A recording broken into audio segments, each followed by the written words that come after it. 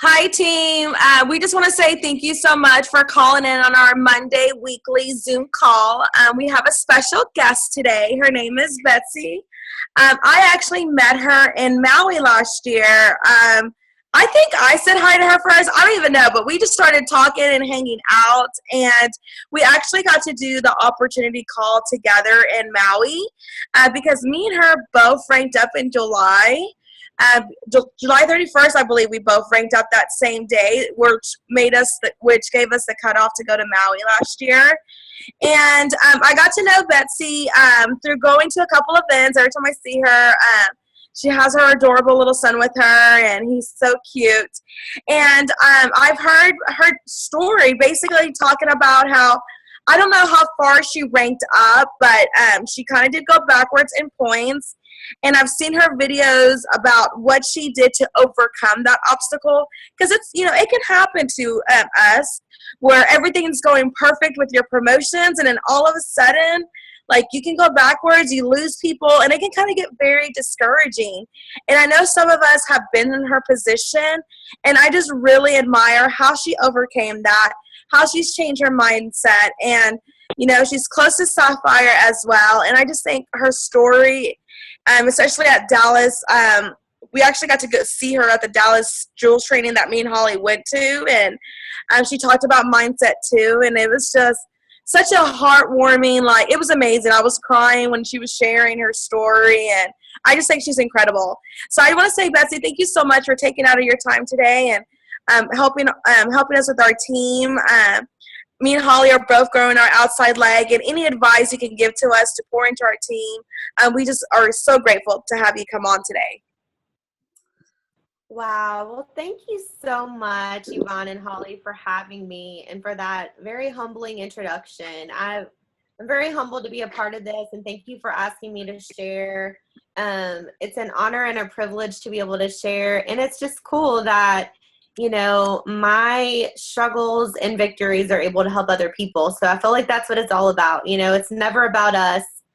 Even the struggles that we go through, it normally isn't about us. It's that if we can allow God to help us to overcome those things, it's such a strength for other people and a strength for ourselves. So our struggles don't have to be something that takes us out. It's something that can lift us up and bring us to a higher place. So I'm very privileged to be able to share with your team. Thank you so much. PFFs are definitely the best. That's my favorite part of this journey, is relationships. It's absolutely my favorite. Hawaii is absolutely amazing. Lexus is great. The income is amazing, but my favorite part are the relationships that God's brought to my life through this amazing company. So just a little bit about myself. Yvonne asked me to share a little bit about my testimony. I'm going to try to keep it short and sweet so that you can ask me some questions. I know Yvonne had a few questions for me, and Holly might have some questions for me as well. But I actually have been an ambassador. May 9th will be my 4th year. I'm like a veteran, I feel like. I started out in this company wanting to lose a little baby weight, and had no idea that Plexus was so much more than weight loss. We all know that it's not about getting skinny, it's about getting healthy. But at the time, that's what attracted me. I had never done network marketing before. I had no clue what I was doing. I really didn't join for the business. I joined for wholesale pricing. I thought maybe if I told a few people, I could get a few customers to offset my costs. That was it. I really had no clue what I was doing, no upline that was working. All I had was the little old success guide, not these really cool snazzy ones that are amazing. And I feel like anybody can be successful with those new success kits. They're amazing.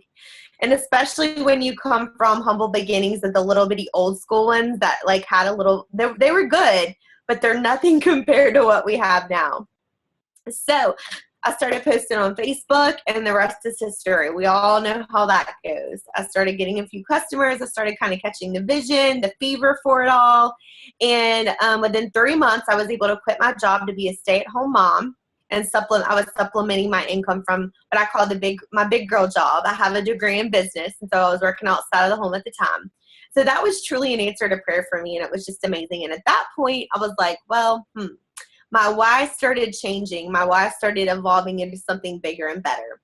So off I set on my merry little way to be a successful Plexus ambassador. At that time, I sat my husband down and I was like, listen, I'm going to the top in this company, and there's nothing's gonna stop me. And I'm the type of person that if I say I'm gonna do it, I'm gonna do it, no matter come hell or high water, it's happening. So I, started out on my way, figuring out things by myself pretty much. Had, like I said, no team page, no nothing. God blessed me with some really good mentors along the way, but for the most part, I was just kind of like figuring things out the hard way. What worked, what didn't work, trial and error and stuff like that. So it took me actually 2 years to become a senior Ruby ambassador. And by then I felt like I had made it. Like I was about to go Emerald. I was so pumped. I was so excited. I had really made it. That's what I thought in my mind, was that I made it. So I get to senior Ruby, so excited, and boom, I smacked into a huge wall. It was a wall that I did not know how I was going to overcome. Quickly thereafter, my team started to diminish. Between July and December, I went back down to senior gold points from senior Ruby, and we only recruited 2 people in the month of December. As a senior Ruby ambassador, I have silvers on my team that are recruiting more than 2 people a month, okay? And I was a senior Ruby. It was like a spiral. It just started snowballing in the wrong direction, and I was left feeling extremely discouraged, extremely overwhelmed, and really hopeless. I really didn't know what I was going to do. So I did what I knew to do, and that was pray. And I really, I was at a very broken place, you guys. I felt like I had given it all. I felt like I had laid it all on the line. I felt like I had done everything I needed to do. And I was still found myself in a very, very humble place. So I was at what I would call a crossroads. I could either decide to throw away the 2.5 years that I had worked towards because I had hit a wall, or figure out what that wall meant in my life and find out why. What could I be doing differently? What could I learn from this? Was I really going to quit? I'm not a quitter. That's not who I am. I really feel like hard-headedness can be a very good thing when it's geared toward the right direction. And at that point, that hard-headedness was a very, very good thing. I decided, I was going to give it all I had. I was going to regroup, seek out some wisdom from some people who had been successful, and figure out what I could do. So I connected with my good friend, who's now a Diamond Ambassador, Tara Castaneda. At the time, she was Emerald. And she had hit some of the same walls as myself, and she had given me a lot of wisdom. So I decided to go all in. I thought I was all in before. I really did. Looking back, I wasn't really all in. I was all in as much as I thought somebody could be in, but now I really know what all in means. Now I really know what all in means. I wanted to be Emerald by July 31st. Keep in mind, 2 newbies in December. Senior gold points had fallen from senior Ruby to senior gold, and 2 new ambassadors. So that was a big, big goal. Long shot by a million. But when you make up in your mind that you're going to do it, it's not about the goal. It's not about the how. It's about the why. And I decided that it was on, and I didn't care what I had to do. If it was legal, it was happening. And so I got a plan together. I decided to, and I'll talk about some of those points in a minute, but I got a plan. I made some specific goals, daily, weekly, monthly goals. I had some affirmations, and I had the mindset of this is happening. I started working my tail off. Like, I'm talking like working. I had to rebuild my whole team. Only had a few people left that were, 40% in. So I started working with those people. I started teaching about 3-way chats, 3-way calls. I had to literally grind this out from the bottom up, you guys, literally. So to make a really long story short, and I can go into specifics in a minute, Yvonne, but I made it to Emerald by July 31st at 5 o'clock, 9 months pregnant, about to have a baby, contractions going down. It was intense. Like, oh my God, intense. I had a baby 3 days after that, by the way. So like God gave me like Emerald and then like gave me a break. And even though I wanted to have that baby so bad, he's like, just take a rest. You need 3 days. I was going Emerald, like birthing this baby almost. It was crazy. So anybody can do this. If you have a strong why and you really want this, there's no excuses. Okay. I would have been going Emerald on the hospital bed if I had to. Like that's how intense I was. And I'm sure that Yvonne and Holly can relate to stuff like this too. But so I get to Emerald.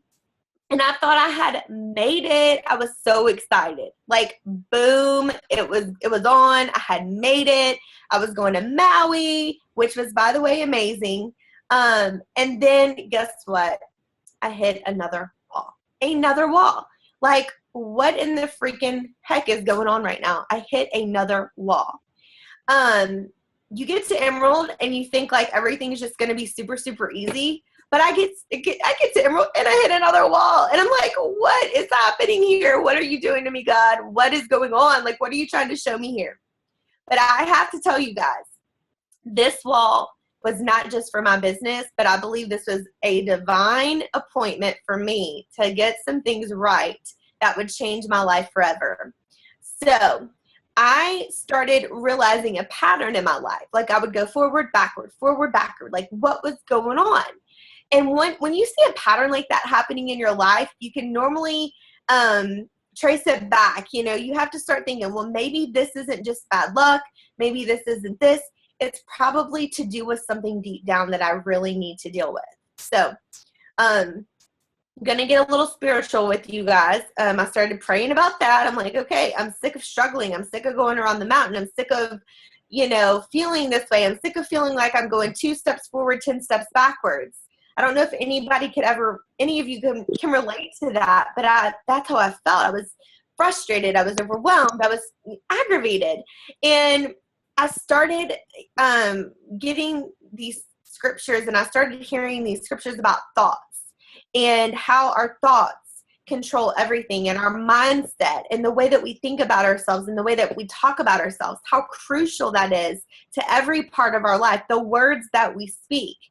I started realizing that my self-talk and the way that I thought about myself and the way that I spoke about myself in my business were negative. I was a glass half empty girl. I know that's hard to believe. How could somebody get to Emerald as a glass half empty? I did. And it wasn't because I had a good mindset. It was basically because I worked my butt off, okay? And that's great and all. But if you can get there on your mindset, it's so much better. So I started realizing that I was very negative. I had a lot of traumatic things happen to me as a child, which caused me to have these negative thoughts, these negative emotions, which causes you to speak negative words over your life, which causes negative things to happen to you. So all of the fears and all of the negativity was self-sabotaging me. I was literally self-sabotaging. So I went into personal growth and development mode. I started reading this book, Switch on Your Brain by Dr. Caroline Leaf, which teaches you all about the power of your thoughts, the power of your words, and how we can change those things. I started doing major... I made you some cheese. Oh, thank you, baby. That is so cute. She is like into serving right now, and it's so sweet. Sorry about that, you guys. You're fine. You're just so adorable. Thank you. And so I got into major self-development. Keep in mind, I had been doing this, struggling with this for 31 years, and I finally figured out what was going on. So I would do anything to change. I was like in. So I read this book, started changing the way that I thought, started going back to some of those times in my life where I might have had a traumatic experience or where people said negative things to me that I started owning in my subconscious. I started working closely with Sonia Dudley. I'm sure a lot of you know who she is. She's a very dear, dear friend of mine and also a personal mentor. She started working with me on my positive affirmations about myself. There's a really good book called What to Say When You Talk to Yourself by Shad Homestetter. It is a book that I feel like everyone should read. I started developing affirmations that were bold, specific, and completely counteracted the fears and the negative self-talk that I had been saying for 31 years. I have to tell you guys that when people ask me what I did to change my business, Goals are so critical. Team building is critical. But the most critical thing is your mindset. It's mindset over skill set. I will go with that to the grave. It's everything. You could be somebody who doesn't really have a lot of network marketing skills, but if you have a mindset that is a winner, if you believe in yourself, if you speak positively about yourself and you think positively about yourself, you could go all the way to diamond in no time. Absolutely 100%. So I started with these affirmations like 4 or 5 times a day. Still have them. I still have little index cards that I carry around the house with me. They go to bed with me. So when I wake up, I try to say them before I get my day started. There's an app called Repeat It Again. You can actually record your affirmations, and you can hit whatever affirmation you want, and it'll play it back to you over and over and over again. So I started erasing and replacing, erasing the negative and replacing with the good. And I have to tell you guys that it has been the biggest game changer of all, for my business, for my life, for my marriage, for my children, for my relationships with my team. It has given me such a launch into, I'm on the phone, baby. I do like yours. I love it, baby, but I'll be there in just a minute, okay? Shut the door for me. Thank you so much. I'll be there in just a minute, okay? Okay, I'll come back. Okay, shut my door, babe. It has been the biggest game changer for me. I believe it's for everyone. I believe that it is literally the platform that everyone needs to be successful in business, in life, in marriage, as a parent. It's everything. I have to tell you guys that not only did I put on my combat boots and throw a rope over that wall, but I'm like climbing over that wall with like a vengeance. And it has been amazing. Like Yvonne says, I am on my way to Sapphire, and I have the mindset now that I will be diamond this year. My goal is diamond by July. It's a huge goal. But when you have the mindset and you really believe in yourself, believing is everything. Believing is the key to everything. If you don't believe in yourself, then other people are going to have a really hard time believing in you.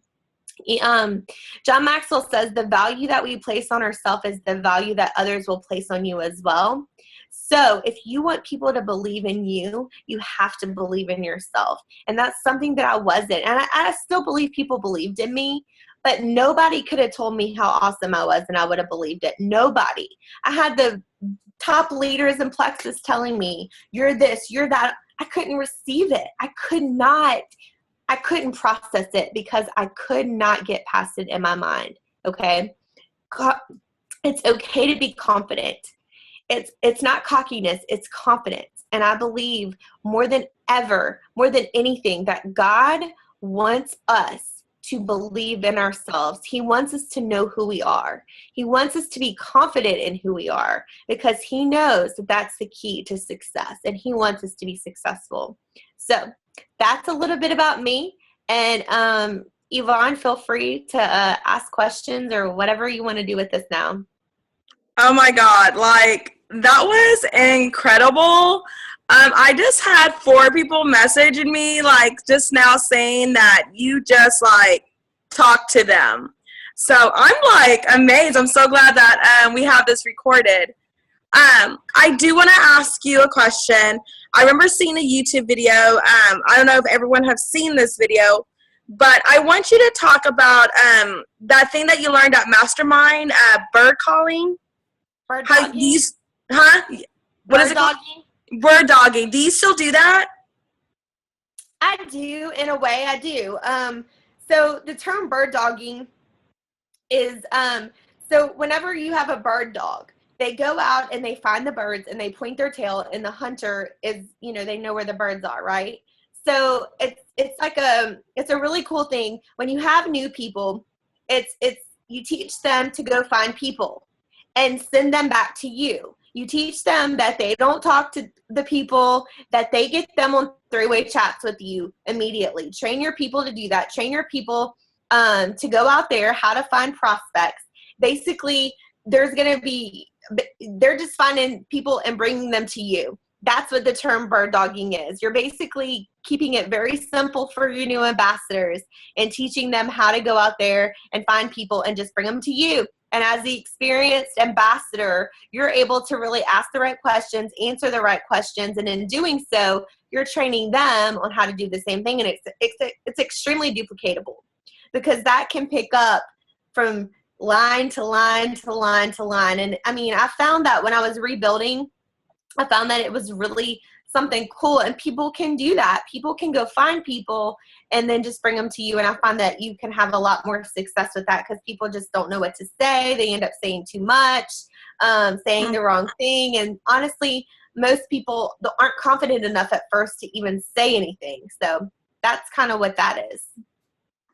That's awesome. What, like, I know, like you said, you had to get over your mindset and everything. What else do you feel like after you got over that hill, like what else have you done to like get your team getting on momentum? Because obviously now your team does have momentum. So was it after you changed your mindset and the way you changed things? Like what else did you change to get your team going on momentum? Okay, so, I would say the team culture is critical. Mm-hmm. We have a great team culture that I'm working on every single day, and team culture is such a big key. Creating a community, creating a sense of family within your team, camaraderie, where people are rooting for one another, sidelines are excited for one another. That's huge on our team. We're all rooting for one another. Enthusiasm, excitement on the team page. We do a lot of shout outs, a lot of recognition, a lot of fun stuff. I think we started the IPA group, and I started that in November. That's been huge. We start out with the IPA beginners group where they kind of learn how to do IPAs every day. Then if they stay in 30 days, they graduate to the 30-day challenge group. And this is all gleaned from Melissa Eichenhorst, by the way. I can't take credit. She's been shared this with us. And they go to the 30-day challenge group, which is a little bit more in depth. And it's really cool. So if they graduate from that, then they go to the 6-week coaching group. And that 6 weeks is a little bit more intense. And then if they finish that, then they graduate to the 21 Irrefutable Laws of Leadership. So here's the cool thing. I have my 6-week group now leading my 30-day group. I've got my 30-day group leading the beginners group. So I'm also helping them to become leaders. And I think that's been a really big deal, is really helping my people to become leaders has been a big deal. So culture, IPAs, 100%, and also developing leaders is another thing that I feel like has been critical. We're very goal-oriented on my team. We're all about setting 2 goals a month, must-have and BHAG goals. That's also from Melissa Eichenhorst. It's all about, I feel like, the excitement and the enthusiasm and just bonding people together, I think, is a big, big key that helped us. Awesome. I'm going to open it up. I'm going to unmute you guys. Does anyone have any questions? Like for Betsy, we have time for about 5 minutes questions. Don't be shy, team. I know you guys get a little shy, but right now would be a perfect time to ask anything. Betsy, what would you say is the most, what IPA do you do that you feel like you get the most feedback from? Well, I feel like there's 3 really important IPAs. Now there's others, but the 3 most critical are, number 1 is reaching out to people. Cold emailing is a big deal. Really putting yourself out there, learning how to really reach out to people on an individual basis, not just waiting for people to come to you. I feel like you're missing so much momentum and so much when you're just waiting for others. Teaching my team to reach out, cold email. Following up is a huge deal. Follow up, the fortunes in the follow-up, that is critical. They say that only 80% of people join you from the 5th to the 12th contact, but most people won't make it to that far. That's why the fortune's in the follow-up, because the people that do it are getting the fortune because they're catching all the seats that have been sold that people don't follow up from. So I think that's critical. And the third thing is helping your team get off to a really good start, helping your newbies get off to a really good start, and being sure that your team is being accountable for that. So one of the things that we have done and that we've implemented is the 3-way welcome calls with all new ambassadors. whether they're wholesale ambassadors, whether they're people that want to work the business, that doesn't matter. I hold my team extremely accountable for those things. I even have my contests to where people can't even win unless they have their welcome calls done. So I want to be sure that they are like doing their job before I like fork over these amazing prizes, because, you know, it's one thing to get new ambassadors. It's a whole nother thing to retain them, and retention is critical in this business. So those are the three most important IPAs that I would say is reaching out, following up, and also team building. I am trying to type notes as you say this right now. This is incredible. Okay. Does anyone else have another question for Betsy? Like, you like her to go over anything? I think I do. Betsy, do you have any advice on kind of just closing the deal with anybody? I tend to kind of, I think, stop after somebody kind of just almost tells me to go away. Sure. So I'm a really huge believer in three-way chats with your upline. You know, no matter how long you've been in this business, if you find that you're having a hard time close the deal, I would maybe suggest pulling your upline back in for some three-way chats, because, you know, it's not that you don't know what to do, but it's that third-party validation. You know, it's not necessarily that people, you know, somebody that's experienced. My mom's been doing this with me for almost 4 years, and sometimes she still will pull me in for a three-way chat if she feels like I could help close the deal better. If she's feeling a little less confident, because, you know, I feel like closing the deal is all about posture and confidence and boldly asking for somebody to make a decision. You know, if you don't ask for the decision, then people probably aren't going to give you that answer. And it's harder to say no to two people than it is to one person a lot of times. People can kind of sense your hesitation. They can sense when you're feeling a little unconfident about it. So whenever you pull in that third party that is feeling more confident and that is feeling a little bit more bold, then I think that's a powerful thing. I think three-way chats could be something that could help you out. Yes, perfect. That's what me and Holly have been working on too, is trying to get everyone to start doing three-way calls with your potentials. I love them. I think they're great. Does anyone have any other questions for her? No. Everyone's so shy on our team. I feel like we have to like drag them. Well, Betsy, Michelle, I think everybody, it's my team too. Are like, anybody have any questions? And you hear crickets. Yeah. It's across the board. So it's no problem at all. I get it. Yeah. Okay. Well, I think we're going to end it like this, Betsy. I am so excited to hear this call again and finish writing down my notes. Thank you so much again for taking out your Monday. I know Mondays is your Zoom call times with your team, and you made it work to do this for us. So I do appreciate you and everything and all the great advice that you gave us today. Yes, Thank you.